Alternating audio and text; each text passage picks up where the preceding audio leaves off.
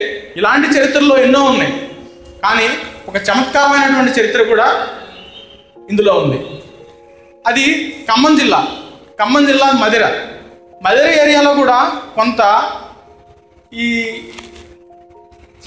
రజాకారుల తాకిడి, ఈ లాతూర్ నుంచి వచ్చేటువంటి కాసిం రాజు యొక్క మూకల రాక్షస ముఠా కూడా అక్కడ తిరిగి అక్కడ ఉన్నటువంటి గ్రామాలను లూటీ చేయడం, దోచుకోవడం చేస్తుంటారు. ప్రతి గ్రామానికి కూడా రైతు దళాలు ఎలాగా అనుకున్నాం, ఇందాక రామ్ఘాట్ ఏరియాలో రైతు దళాలని ఎలాగ చెప్పాను, ప్రతి గ్రామంలో కూడా 5-6 యువకులు, ఇంటికొక యువకుడు లేదంటే 2-3 ఏళ్లకు సంబంధించి ఒక యువకుడు మేల్కొని ఆ రాత్రంతా కాపలా కాసి తెల్లారి వేరే వాళ్ళకి డ్యూటీ ఇచ్చేవాడు. పగలు కాపు కాయడమే, రాత్రి కాపు కాయడమే ఆ రోజుల్లో, అటువంటి రోజులవి. అయితే ఆ మధిర గ్రామంలో ఒక నారాయణరావు, ఇంకొక అతను సత్యనారాయణ, ఇట్లా ఒక 4-5 యువకులు వాళ్ళ గ్రామానికి రక్షగా ఉండటానికి, వాళ్ళ గ్రామంలో మొట్టమొదట ఏదైతే ఉందో అంటే పక్క గ్రామంలో వాళ్ళు వాళ్ళ గ్రామంలో వీళ్ళు, ఇట్లా పక్క గ్రామాలకు కూడా వెళ్ళి కాపలా కాసేవాళ్ళు. అయితే ఆ రోజు ఏం జరిగిందంటే 1948-47 సందర్భంలో ఇది కూడా.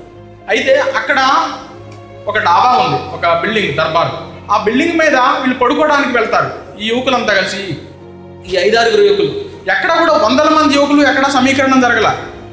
10 మంది, 5 మంది, 20 మంది ఎక్కడ జరిగినా కూడా మనం అందరం ఒకేసారి 500 మంది, 100 మంది చేసి మనం ఎక్కడా కూడా ఆ రోజు మన హైదరాబాద్ సంస్థాన పరిస్థితుల్లో లేదు 500 మంది యువకులు కలవడానికి అవకాశం లేకుండా చేశాడు కాసిం రాజు.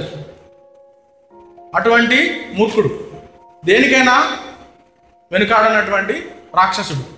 అయితే ఇట్లాంటి సందర్భంలో మనం ఒకసారి 500 మంది గ్యాదర్ కావాలంటే చాలా కష్టం కనుక 5-5, 10 మంది కలిసి ఒక ముఠాగా తయారయ్యి మన హిందూ యువకులు కూడా పనిచేసేవాళ్ళు.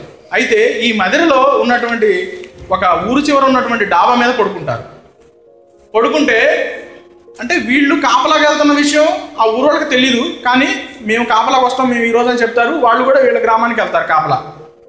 ఇట్లా కాపలాకి వస్తుంటే ఆ మధిర గ్రామంలో ఒక డాబా ఉంటుంది, డాబా పక్కన ఒక తాటాకుల ఇల్లు కూడా ఉంటుంది. ఆ తాటాకుల ఇంట్లో యాక్చువల్గా ఏం జరిగిద్దంటే ఆ డాబా మీద పడుకున్న అతనికి యూరిన్ వస్తుంది. యూరిన్ వచ్చి ఆ డాబా మీద నుంచి అంటే కిందకి దిగి, భయం కదా ఒకళ్ళే వెళ్ళాలంటే అంత దూరం, మరి ఇదంతా ఉంటుంది.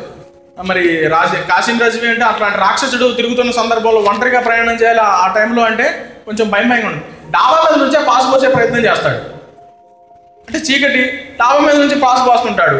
అదేం జరిగింది, పక్కనే తాటాకిల్లు ఉంది కదా, చెప్పాను కదా, ఆ తాటాకు ఇంటి మీద పాసు దార పడుతుంటుంది. వెంటనే సౌండ్ వచ్చింది, ఆ తాటాకులు సప్పుడు అవుతుంది. తాటాకులు సప్పుడు అయ్యేసరికి అదే తాటాకుల ఇంట్లో ఈ కాసిం రాజు ముఠా కూడా నిద్రపోతుంటుంది. ఈ తాటాకుల సప్పుడికి ఎవడో మన మీద దాడి చేయడానికి వచ్చాడని చెప్పి వాళ్ళు పరిగెడుతుంటారు. ఇంకో పక్క డాబా మీద ఉన్నటువంటి వాళ్ళకు కూడా ఈ సౌండ్ వినపడుతుంది. మళ్ళీ రజాకారుల ముఠా వచ్చింది మనల్ని చంపడానికి వీరు పరిగెడుతుంటారు. అటువంటి పరిస్థితి. అంటే చమత్కార సమయంలో కూడా మన వాళ్ళు ఎవరు ఇది చేస్తున్నారనే తెలియడానికి వీళ్ళందరూ కూడా డాబా మీద నుంచి దిగేసరికి వాళ్ళు పరిగెడుతుంటారు. కింద ఉన్నారు కదా, పరిగెడుతుంటారు. వీళ్ళు కాసిం రాజు ముఠా రాక్షసులే అని చెప్పి వీళ్ళు వాళ్ళ వెనకాల పడి అక్కడ వచ్చినటువంటి 10-15 మందిని యువకుల్ని అక్కడ మట్టు